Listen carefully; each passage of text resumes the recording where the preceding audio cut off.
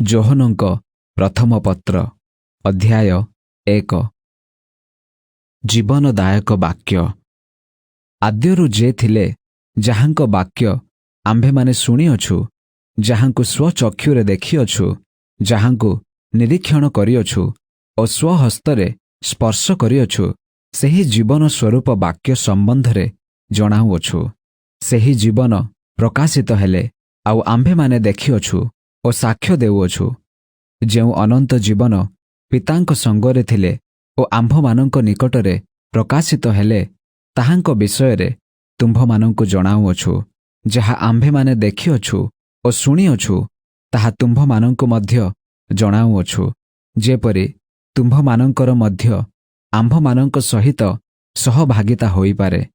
ଆଉ ଆମ୍ଭମାନଙ୍କର ସହଭାଗିତା ପିତା ଓ ତାହାଙ୍କର ପୁତ୍ର ଯୀଶୁଖ୍ରୀଷ୍ଟଙ୍କ ସହିତ ଅଛି। ଆମ୍ଭମାନଙ୍କର ଆନନ୍ଦ ଯେପରି ପରିପୂର୍ଣ୍ଣ ହୁଏ, ଏଥି ନିମନ୍ତେ ଆମ୍ଭେମାନେ ଏହିସବୁ ଲେଖୁଅଛୁ। ଜ୍ୟୋତିରେ ଆଚରଣ। ଆମ୍ଭେମାନେ ତାହାଙ୍କଠାରୁ ଯେଉଁ ସମ୍ବାଦ ଶୁଣିଅଛୁ ଓ ତୁମ୍ଭମାନଙ୍କୁ ଜଣାଉଅଛୁ, ତାହା ଏହି: ଈଶ୍ୱର ଜ୍ୟୋତି ସ୍ୱରୂପ, ଆଉ ତାହାଙ୍କଠାରେ ଅନ୍ଧକାରର ଲେଶ ନାହିଁ। ତାହାଙ୍କ ସହିତ ଆମ୍ଭମାନଙ୍କର ସହଭାଗିତା ଅଛି। ଏହା କହି ଯଦି ଆମ୍ଭେମାନେ ଅନ୍ଧକାରରେ ଆଚରଣ କରୁ, ତାହାହେଲେ ଆମ୍ଭେମାନେ ମିଥ୍ୟାବାଦୀ ଆଉ ସତ୍ୟ ଆଚରଣ କରୁ ନ ଥାଉ। କିନ୍ତୁ ସେ ଯେପରି ଜ୍ୟୋତିର୍ନିବାସୀ, ଆମ୍ଭେମାନେ ଯଦି ସେହିପରି ଜ୍ୟୋତିରେ ଆଚରଣ କରୁ, ତେବେ ଆମ୍ଭମାନଙ୍କର ପରସ୍ପର ସହଭାଗିତା ଅଛି। ପୁଣି ତାହାଙ୍କ ପୁତ୍ର ଯୀଶୁଙ୍କ ରକ୍ତ ସମସ୍ତ ପାପରୁ ଆମ୍ଭମାନଙ୍କୁ ପରିଷ୍କାର କରେ। ଆମ୍ଭମାନଙ୍କର ପାପ ନାହିଁ, ଏହା ଯଦି କହୁ, ତାହାହେଲେ ଆପଣା ଆପଣାକୁ ପ୍ରବଞ୍ଚନା କରୁ। ପୁଣି ଆମ୍ଭମାନଙ୍କଠାରେ ସତ୍ୟ ନାହିଁ।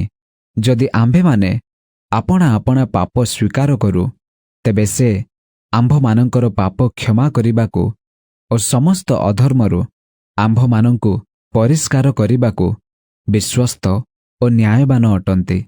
ଆମ୍ଭେମାନେ ପାପ କରିନାହୁଁ, ଏହା ଯଦି କହୁ, ତାହାହେଲେ ଆମ୍ଭେମାନେ ତାହାଙ୍କୁ ମିଥ୍ୟାବାଦୀ କରୁ, ପୁଣି ତାହାଙ୍କ ବାକ୍ୟ ଆମ୍ଭମାନଙ୍କଠାରେ ନାହିଁ। ପ୍ରଥମ ଯୋହନ ଅଧ୍ୟାୟ 2। ଯୀଶୁ ଆମର ସପକ୍ଷବାଦୀ। ହେ ମୋହର ବତ୍ସଗଣ, ତୁମ୍ଭେମାନେ ଯେପରି ପାପ ନ କର, ଏଥି ନିମନ୍ତେ ମୁଁ ଏହିସବୁ ତୁମ୍ଭମାନଙ୍କ ନିକଟକୁ ଲେଖୁଅଛି। କିନ୍ତୁ କେହି ଯଦି ପାପ କରେ, ତାହାହେଲେ ପିତାଙ୍କ ଛାମୁରେ ଆମ୍ଭମାନଙ୍କର ଜଣେ ସପକ୍ଷବାଦୀ ଅଛନ୍ତି, ସେ ଧାର୍ମିକ ଯୀଶୁଖ୍ରୀଷ୍ଟ। ଆଉ ସେ ଆମ୍ଭମାନଙ୍କ ପାପ ନିମନ୍ତେ, କେବଳ ଆମ୍ଭମାନଙ୍କ ପାପ ନିମନ୍ତେ ନୁହେଁ, ମାତ୍ର ସମସ୍ତ ଜଗତର ପାପ ନିମନ୍ତେ ମଧ୍ୟ ପ୍ରାୟଶ୍ଚିତ ସ୍ୱରୂପ ଅଟନ୍ତି। ଯଦି ଆମ୍ଭେମାନେ ତାହାଙ୍କ ଆଜ୍ଞା ପାଳନ କରୁ, ତେବେ ତଦ୍ୱାରା ଜ୍ଞାତ ହେଉ ଯେ ଆମ୍ଭେମାନେ ତାହାଙ୍କୁ ଜାଣୁ। ତାହାଙ୍କ ଆଜ୍ଞା ପାଳନ ନ କରି ତାହାଙ୍କୁ ଜାଣେ ବୋଲି ଯିଏ କହେ, ସେ ମିଥ୍ୟାବାଦୀ ଓ ତାହାଠାରେ ସତ୍ୟ ନାହିଁ।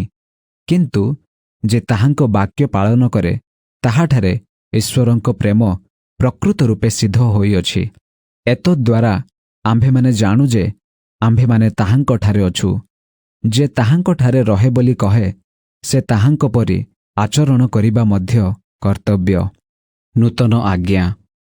ହେ ପ୍ରିୟମାନେ, ମୁଁ ତୁମ୍ଭମାନଙ୍କ ନିକଟକୁ କୌଣସି ନୂତନ ଆଜ୍ଞା ଲେଖୁନାହିଁ, ମାତ୍ର ଆରମ୍ଭରୁ ଯେଉଁ ପୁରାତନ ଆଜ୍ଞା ତୁମ୍ଭେମାନେ ପାଇଅଛ, ତାହା ଲେଖୁଅଛି।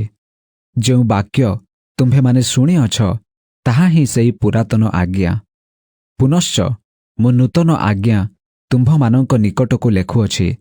ଏହା ତାହାଙ୍କଠାରେ ଓ ତୁମ୍ଭମାନଙ୍କଠାରେ ସତ୍ୟ ବୋଲି ପ୍ରକାଶ ପାଏ, କାରଣ ଅନ୍ଧକାର ଘୁଞ୍ଚି ଯାଉଅଛି ଓ ସତ୍ୟ ଜ୍ୟୋତି ପ୍ରକାଶିତ ହେଲାଣି।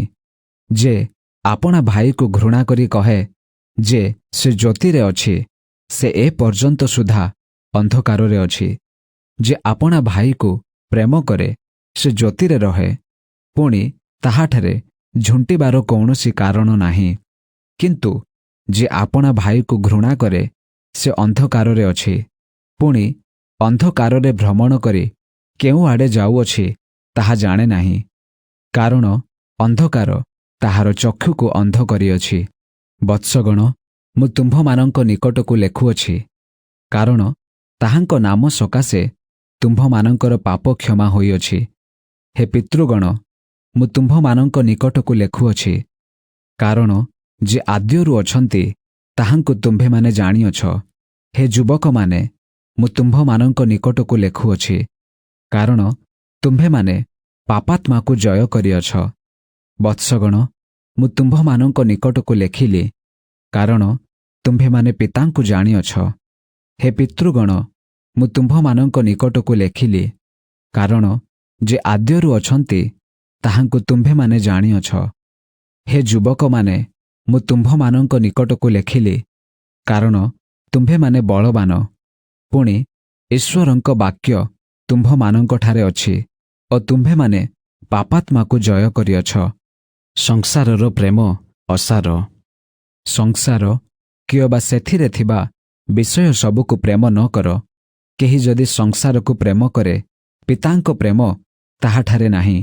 କାରଣ ଶାରୀରିକ ଅଭିଳାଷ, ଚକ୍ଷୁର ଅଭିଳାଷ ଓ ଲୌକିକ ଗର୍ବ, ସଂସାରରେ ଥିବା ଏହି ସମସ୍ତ ବିଷୟ ପିତାଙ୍କଠାରୁ ନୁହେଁ, ମାତ୍ର ସଂସାରରୁ ଉତ୍ପନ୍ନ ହୋଇଥାଏ। ପୁଣି ସଂସାର ଓ ସେଥିର ଅଭିଳାଷ ଅନିତ୍ୟ, ମାତ୍ର ଯେ ଈଶ୍ୱରଙ୍କ ଇଚ୍ଛା ପାଳନ କରେ ସେ ନିତ୍ୟସ୍ଥାୟୀ। ଖ୍ରୀଷ୍ଟଙ୍କ ଶତ୍ରୁଙ୍କଠାରୁ ସତର୍କତା। ହେ ବତ୍ସଗଣ, ଶେଷକାଳ ଉପସ୍ଥିତ, ପୁଣି ଭଣ୍ଡ ଖ୍ରୀଷ୍ଟ ଆସିବ ବୋଲି ତୁମ୍ଭେମାନେ ଯେପରି ଶୁଣିଥିଲ, ସେହିପରି ଏବେ ମଧ୍ୟ ଅନେକ ଭଣ୍ଡ ଖ୍ରୀଷ୍ଟ ଉଠିଲେଣି। ଏତଦ୍ୱାରା ଆମ୍ଭେମାନେ ଜାଣୁଅଛୁ ଯେ ଶେଷକାଳ ଉପସ୍ଥିତ। ସେମାନେ ଆମ୍ଭମାନଙ୍କ ମଧ୍ୟରୁ ବାହାରିଲେ, କିନ୍ତୁ ଆମ୍ଭମାନଙ୍କ ଦଳର ଲୋକ ନଥିଲେ। କାରଣ ଯଦି ଆମ୍ଭମାନଙ୍କ ଦଳର ଲୋକ ହୋଇଥାନ୍ତେ, ତେବେ ଆମ୍ଭମାନଙ୍କ ସହିତ ରହିଥାନ୍ତେ। କିନ୍ତୁ ସମସ୍ତେ ଯେ ଆମ୍ଭମାନଙ୍କ ଦଳର ଲୋକ ନୁହନ୍ତି, ଏହା ଯେପରି ପ୍ରକାଶ ପାଇବ, ଏଥି ନିମନ୍ତେ ସେମାନେ ବାହାରିଗଲେ। ଆଉ ତୁମ୍ଭେମାନେ ସେହି ପବିତ୍ର ବ୍ୟକ୍ତିଙ୍କଠାରୁ ଅଭିଷେକ ପାଇଥିବାରୁ ତୁମ୍ଭେ ସମସ୍ତେ ଜ୍ଞାନ ପ୍ରାପ୍ତ ହୋଇଅଛ। ତୁମ୍ଭେମାନେ ସତ୍ୟ ଜାଣି ନ ଥିବାରୁ ମୁଁ ଯେ ତୁମ୍ଭମାନଙ୍କ ନିକଟକୁ ଲେଖିଲି ତାହା ନୁହେଁ, ମାତ୍ର ତୁମ୍ଭେମାନେ ସତ୍ୟ ଜାଣିଥିବାରୁ ଓ କୌଣସି ମିଥ୍ୟା ସତ୍ୟରୁ ଜାତ ହୁଏ ନାହିଁ ବୋଲି ଜାଣିଥିବାରୁ ମୁଁ ତୁମ୍ଭମାନଙ୍କ ନିକଟକୁ ଲେଖିଲି। ଯୀଶୁ ଯେ ଖ୍ରୀଷ୍ଟ ଅଟନ୍ତି, ଏହା ଯେ ନାସ୍ତି କରେ ତାହାଠାରୁ ଆଉ ମିଥ୍ୟାବାଦୀ କିଏ? ଯେ ପିତା ଓ ପୁତ୍ରଙ୍କୁ ନାସ୍ତି କରେ ସେ ତ ସେହି ଭଣ୍ଡ ଖ୍ରୀଷ୍ଟ। ଯେ ପୁତ୍ରଙ୍କୁ ନାସ୍ତି କରେ ସେ ପିତାଙ୍କୁ ପ୍ରାପ୍ତ କରିନାହିଁ। ଯେ ପୁତ୍ରଙ୍କୁ ସ୍ୱୀକାର କରେ ସେ ପିତାଙ୍କୁ ମଧ୍ୟ ପ୍ରାପ୍ତ କରିଅଛି। ତୁମ୍ଭେମାନେ ଆରମ୍ଭରୁ ଯାହା ଶୁଣିଅଛ ତାହା ତୁମ୍ଭମାନଙ୍କଠାରେ ଥାଉ। ତୁମ୍ଭେମାନେ ଆରମ୍ଭରୁ ଯାହା ଶୁଣିଅଛ ତାହା ଯଦି ତୁମ୍ଭମାନଙ୍କଠାରେ ଥାଏ, ତାହାହେଲେ ତୁମ୍ଭେମାନେ ମଧ୍ୟ ପୁତ୍ର ଓ ପିତାଙ୍କଠାରେ ରହିବ। ଆଉ ସେ ଆମ୍ଭମାନଙ୍କୁ ଯାହା ପ୍ରତିଜ୍ଞା କରିଅଛନ୍ତି ତାହା ଅନନ୍ତ ଜୀବନ। ଯେଉଁମାନେ ତୁମ୍ଭମାନଙ୍କୁ ଭ୍ରାନ୍ତ କରିବାକୁ ଚେଷ୍ଟା କରନ୍ତି, ସେମାନଙ୍କ ସମ୍ବନ୍ଧରେ ମୁଁ ତୁମ୍ଭମାନଙ୍କ ନିକଟକୁ ଏହି ସମସ୍ତ ଲେଖିଲି। କିନ୍ତୁ ତୁମ୍ଭେମାନେ ତାହାଙ୍କଠାରୁ ଯେଉଁ ଅଭିଷେକ ପାଇଅଛ, ତାହା ତୁମ୍ଭମାନଙ୍କଠାରେ ରହିଅଛି।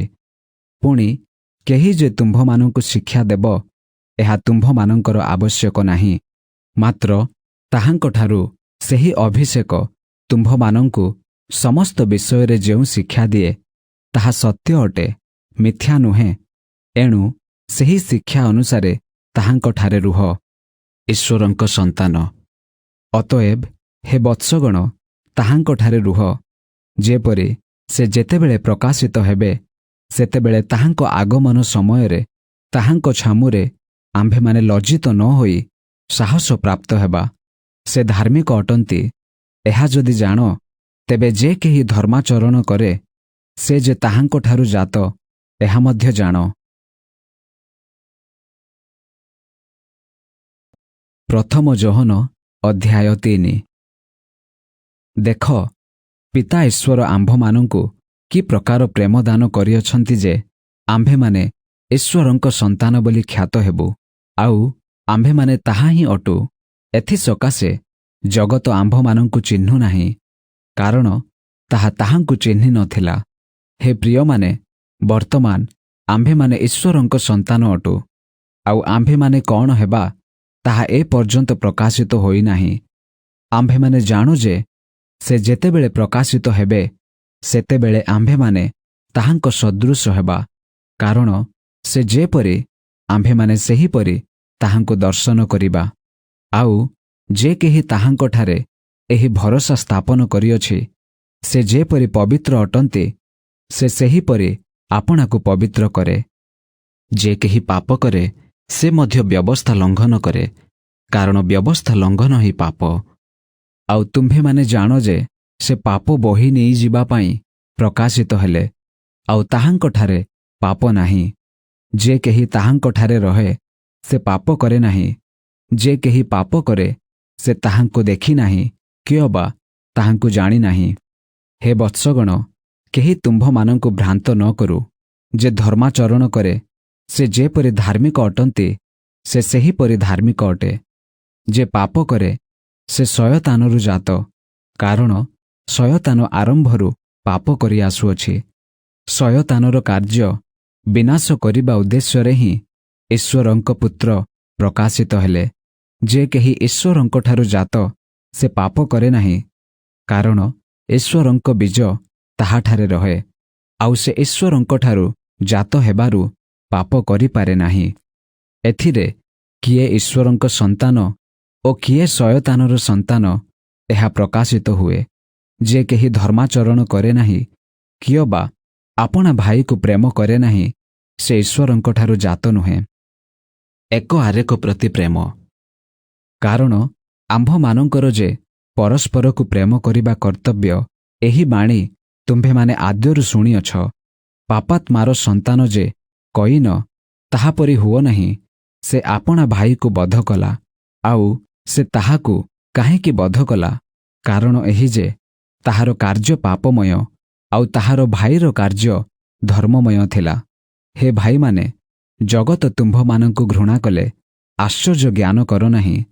ଆମ୍ଭେମାନେ ଜାଣୁ ଯେ ଆମ୍ଭେମାନେ ମୃତ୍ୟୁକୁ ଅତିକ୍ରମ କରି ଜୀବନରେ ପ୍ରବେଶ କରିଅଛୁ, ଯେଣୁ ଆମ୍ଭେମାନେ ଭାଇମାନଙ୍କୁ ପ୍ରେମ କରୁଅଛୁ। ଯିଏ ପ୍ରେମ କରେ ନାହିଁ ସେ ମୃତ୍ୟୁର ଅଧୀନରେ ଥାଏ। ଯେ କେହି ଆପଣା ଭାଇକୁ ଘୃଣା କରେ ସେ ନରଘାତକ, ଆଉ ନରଘାତକଠାରେ ଯେ ଅନନ୍ତ ଜୀବନ ନ ଥାଏ ଏହା ତୁମ୍ଭେମାନେ ଜାଣ। ସେ ଆମ୍ଭମାନଙ୍କ ନିମନ୍ତେ ଆପଣା ପ୍ରାଣ ଦାନ କରିବା ଦ୍ୱାରା ଆମ୍ଭେମାନେ ପ୍ରେମର ପରିଚୟ ପାଇଅଛୁ। ପୁଣି ଭାଇମାନଙ୍କ ନିମନ୍ତେ ଆମ୍ଭମାନଙ୍କର ମଧ୍ୟ ପ୍ରାଣ ଦାନ କରିବା ଉଚିତ। କିନ୍ତୁ ଯେ ସଂସାର ଅନୁସାରେ ଧନଶାଳୀ ହୋଇ ଆପଣା ଭାଇକୁ ଅଭାବଗ୍ରସ୍ତ ଦେଖିଲେ ହେଁ ତାହା ପ୍ରତି ଆପଣା ଦୟା ରୁଦ୍ଧ କରେ, ତାହାଠାରେ ଈଶ୍ୱରଙ୍କ ପ୍ରେମ କିପରି ରହିପାରେ? ହେ ବତ୍ସଗଣ, ଆସ ଆମ୍ଭେମାନେ ବାକ୍ୟରେ କି ଜିହ୍ୱାରେ ପ୍ରେମ ନ କରି କାର୍ଯ୍ୟରେ ଓ ସତ୍ୟରେ ପ୍ରେମ କରୁ। ତାହା କଲେ ଆମ୍ଭେମାନେ ଯେ ସତ୍ୟର ସନ୍ତାନ ଏହା ଜାଣିବା।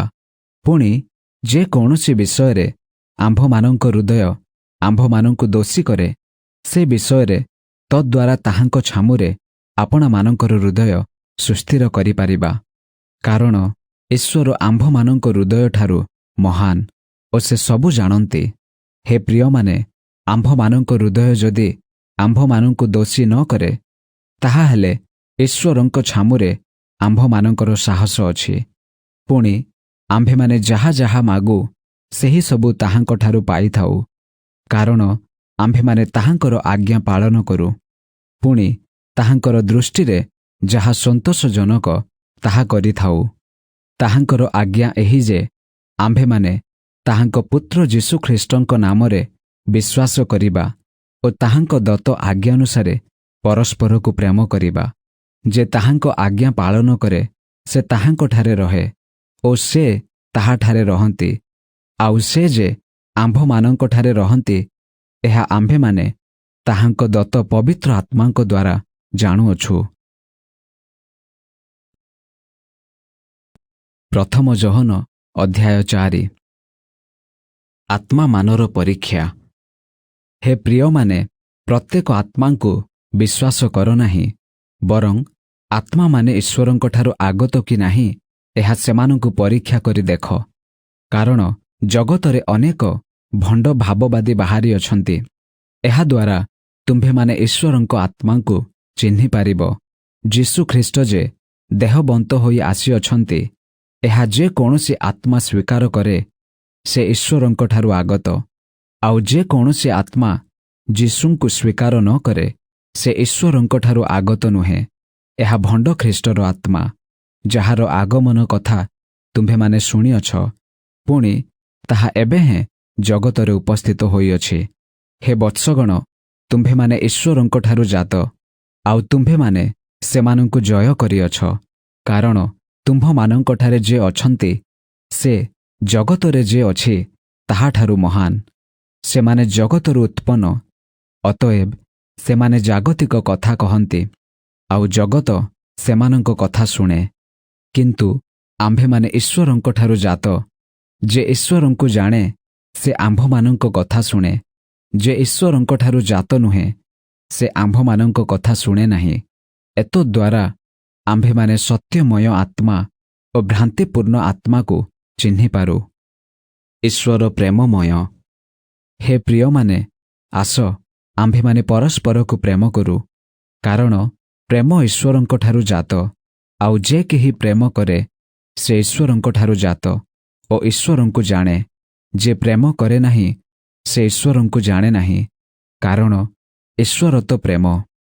ଏଥିରେ ହିଁ ଈଶ୍ୱରଙ୍କ ପ୍ରେମ ଆମ୍ଭମାନଙ୍କ ପ୍ରତି ପ୍ରକାଶିତ ହୋଇଅଛି, ଯେ ସେ ଆପଣାର ଅଦ୍ୱିତୀୟ ପୁତ୍ରଙ୍କୁ ଜଗତକୁ ପ୍ରେରଣ କଲେ, ଯେପରି ଆମ୍ଭେମାନେ ତାହାଙ୍କ ଦ୍ୱାରା ଜୀବନ ପ୍ରାପ୍ତ ହେଉ।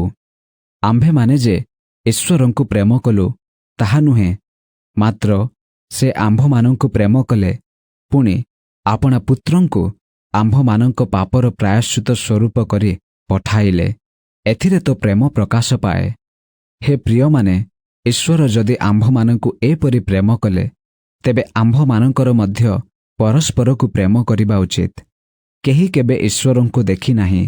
ଆମ୍ଭେମାନେ ଯଦି ପରସ୍ପରକୁ ପ୍ରେମ କରୁ, ତାହାହେଲେ ଈଶ୍ୱର ଆମ୍ଭମାନଙ୍କଠାରେ ଅଛନ୍ତି ଓ ତାହାଙ୍କ ପ୍ରେମ ଆମ୍ଭମାନଙ୍କଠାରେ ସିଦ୍ଧ ହୋଇଅଛି।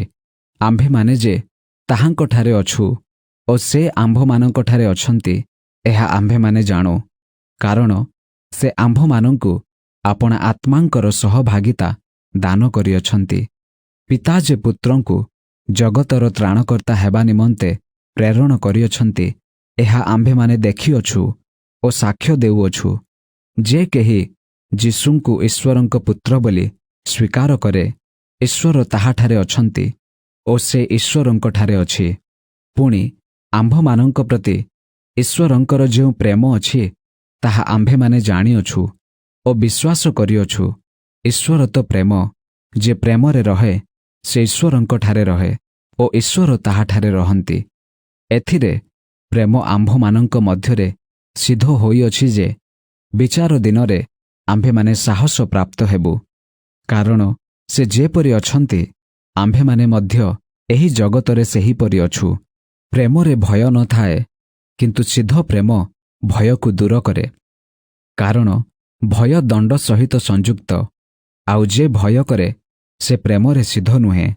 ସେ ପ୍ରଥମରେ ଆମ୍ଭମାନଙ୍କୁ ପ୍ରେମ କରିବାରୁ ଆମ୍ଭେମାନେ ପ୍ରେମ କରୁ। ଈଶ୍ୱରଙ୍କୁ ପ୍ରେମ କରୁଅଛି ବୋଲି କହି ଯଦି କେହି ଆପଣା ଭାଇକୁ ଘୃଣା କରେ, ତାହାହେଲେ ସେ ମିଥ୍ୟାବାଦୀ। ଯେଣୁ ଯେଉଁ ଭାଇକୁ ଦେଖିଅଛି ଯଦି ତାହାକୁ କେହି ପ୍ରେମ ନ କରେ, ତାହାହେଲେ ଯେଉଁ ଈଶ୍ୱରଙ୍କୁ ସେ ଦେଖି ନାହିଁ ତାହାଙ୍କୁ ପ୍ରେମ କରିପାରେ ନାହିଁ।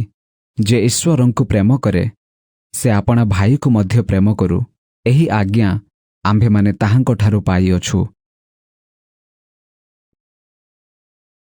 ପ୍ରଥମ ଯୋହନ ଅଧ୍ୟାୟ 5। ଜଗତ ଉପରେ ବିଜୟ ଲାଭ। ଯେ କେହି ଯୀଶୁଙ୍କୁ ଖ୍ରୀଷ୍ଟ ବୋଲି ବିଶ୍ୱାସ କରେ ସେ ଈଶ୍ୱରଙ୍କଠାରୁ ଜାତ। ଆଉ ଯେ କେହି ଜନ୍ମଦାତାଙ୍କୁ ପ୍ରେମ କରେ ସେ ତାହାଙ୍କଠାରୁ ଜାତ ହୋଇଥିବା ସନ୍ତାନମାନଙ୍କୁ ମଧ୍ୟ ପ୍ରେମ କରେ। ଆମ୍ଭେମାନେ ଯେତେବେଳେ ଈଶ୍ୱରଙ୍କୁ ପ୍ରେମ କରୁ ଓ ତାହାଙ୍କ ଆଜ୍ଞା ପାଳନ କରୁ, ସେତେବେଳେ ତଦ୍ୱାରା ଜାଣିପାରୁ ଯେ ଆମ୍ଭେମାନେ ଈଶ୍ୱରଙ୍କ ସନ୍ତାନମାନଙ୍କୁ ପ୍ରେମ କରୁଅଛୁ। କାରଣ ଈଶ୍ୱରଙ୍କୁ ପ୍ରେମ କରିବାର ଅର୍ଥ ତାହାଙ୍କ ଆଜ୍ଞା ପାଳନ କରିବା। ଆଉ ତାହାଙ୍କ ଆଜ୍ଞା ସବୁ ଭାର ସ୍ୱରୂପ ନୁହେଁ। ଯେ କେହି ଈଶ୍ୱରଙ୍କଠାରୁ ଜାତ ସେ ଜଗତକୁ ଜୟ କରେ। ଆଉ ଯାହା ଜଗତକୁ ଜୟ କରିଅଛି ତାହା ଆମ୍ଭମାନଙ୍କର ବିଶ୍ୱାସ। ଯୀଶୁ ଈଶ୍ୱରଙ୍କ ପୁତ୍ର, ଏହା ଯେ ବିଶ୍ୱାସ କରେ ତାହା ଛଡ଼ା ଆଉ କିଏ ଜଗତକୁ ଜୟ କରେ? ଈଶ୍ୱରଙ୍କ ପୁତ୍ରଙ୍କ ସମ୍ବନ୍ଧୀୟ ସାକ୍ଷ୍ୟ। ସେହି ଯୀଶୁଖ୍ରୀଷ୍ଟ ଜଳ ଓ ରକ୍ତ ଦେଇ ଆସିଥିଲେ। କେବଳ ଜଳ ଦେଇ ନୁହେଁ, କିନ୍ତୁ ଜଳ ଓ ରକ୍ତ ଉଭୟ ଦେଇ ଆସିଥିଲେ। ଆଉ ଆତ୍ମା ମଧ୍ୟ ଏଥିର ସାକ୍ଷ୍ୟ ଦିଅନ୍ତି, କାରଣ ଆତ୍ମା ହିଁ ସତ୍ୟ। ଆତ୍ମା, ଜଳ ଓ ରକ୍ତ ଏହି ତିନି ସାକ୍ଷ୍ୟ ଦିଅନ୍ତି, ପୁଣି ତିନିର ସାକ୍ଷ୍ୟ ଏକ। ଆମ୍ଭେମାନେ ଯଦି ମନୁଷ୍ୟର ସାକ୍ଷ୍ୟ ଗ୍ରହଣ କରୁ, ତେବେ ଈଶ୍ୱରଙ୍କ ସାକ୍ଷ୍ୟ ତାହାଠାରୁ ଶ୍ରେଷ୍ଠ। ଆଉ ଈଶ୍ୱରଙ୍କ ସାକ୍ଷ୍ୟ ଏହା ଯେ ସେ ଆପଣାର ପୁତ୍ରଙ୍କ ସମ୍ବନ୍ଧରେ ସାକ୍ଷ୍ୟ ଦେଇଅଛନ୍ତି। ଯେ ଈଶ୍ୱରଙ୍କ ପୁତ୍ରଙ୍କଠାରେ ବିଶ୍ୱାସ କରେ, ସେ ଆପଣାର ଅନ୍ତରରେ ଏହି ସାକ୍ଷ୍ୟ ପାଇଅଛି। ଯେ ଈଶ୍ୱରଙ୍କ ସାକ୍ଷ୍ୟ ବିଶ୍ୱାସ କରେ ନାହିଁ, ସେ ତାହାଙ୍କୁ ମିଥ୍ୟାବାଦୀ କରିଅଛି, କାରଣ ଈଶ୍ୱର ଆପଣା ପୁତ୍ରଙ୍କ ବିଷୟରେ ଯେଉଁ ସାକ୍ଷ୍ୟ ଦେଇଅଛନ୍ତି, ସେଥିରେ ସେ ବିଶ୍ୱାସ କରିନାହିଁ। ସେହି ସାକ୍ଷ୍ୟ ଏହି ଯେ ଈଶ୍ୱର ଆମ୍ଭମାନଙ୍କୁ ଅନନ୍ତ ଜୀବନ ଦେଇଅଛନ୍ତି, ପୁଣି ସେହି ଜୀବନ ତାହାଙ୍କ ପୁତ୍ରଙ୍କଠାରେ ଅଛି। ଯେ ପୁତ୍ରଙ୍କୁ ପାଇଅଛି, ସେ ଜୀବନ ପାଇଅଛି। ଯେ ଈଶ୍ୱରଙ୍କ ପୁତ୍ରଙ୍କୁ ପାଇନାହିଁ, ସେ ଜୀବନ ହିଁ ପାଇନାହିଁ। ଅନନ୍ତ ଜୀବନ।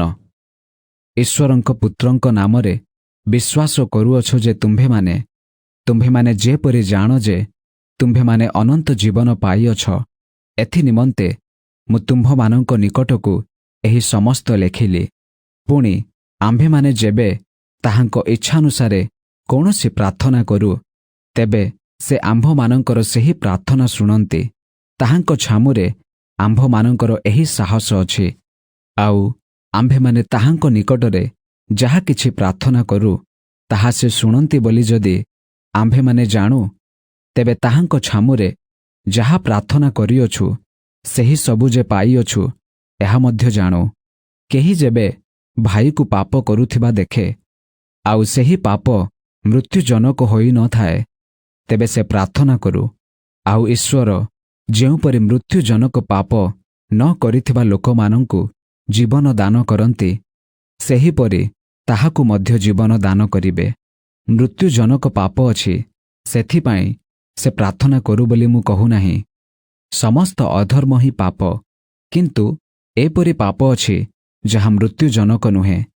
ଯେ କେହି ଈଶ୍ୱରଙ୍କଠାରୁ ଜାତ, ସେ ଯେ ପାପ କରେ ନାହିଁ, ବରଂ ସେ ଈଶ୍ୱରଙ୍କଠାରୁ ଜାତ ହୋଇ ଆପଣାକୁ ରକ୍ଷା କରେ, ଆଉ ପାପାତ୍ମା ତାହାକୁ ସ୍ପର୍ଶ କରେ ନାହିଁ। ଏହା ଆମ୍ଭେମାନେ ଜାଣୁ। ଆମ୍ଭେମାନେ ଯେ ଈଶ୍ୱରଙ୍କଠାରୁ ଜାତ ଓ ସମସ୍ତ ଜଗତ ଯେ ପାପାତ୍ମାର ଅଧୀନ, ଏହା ଆମ୍ଭେମାନେ ଜାଣୁ। ଆହୁରି ମଧ୍ୟ ଆମ୍ଭେମାନେ ଜାଣୁ ଯେ ଈଶ୍ୱରଙ୍କ ପୁତ୍ର ଆସିଅଛନ୍ତି ଏବଂ ସତ୍ୟମୟଙ୍କୁ ଜାଣିବା ନିମନ୍ତେ ଆମ୍ଭମାନଙ୍କୁ ଜ୍ଞାନ ଦେଇଅଛନ୍ତି। ପୁଣି ଆମ୍ଭେମାନେ ସେହି ସତ୍ୟମୟଙ୍କଠାରେ, ଅର୍ଥାତ୍ ତାହାଙ୍କ ପୁତ୍ର ଯୀଶୁଖ୍ରୀଷ୍ଟଙ୍କଠାରେ ଥାଉ। ସେ ସତ୍ୟ ଈଶ୍ୱର ଓ ଅନନ୍ତ ଜୀବନ ଅଟନ୍ତି। ହେ ବତ୍ସଗଣ, ପ୍ରତିମାମାନଙ୍କଠାରୁ ଆପଣା ଆପଣାକୁ ରକ୍ଷା କର। ଆମେନ୍।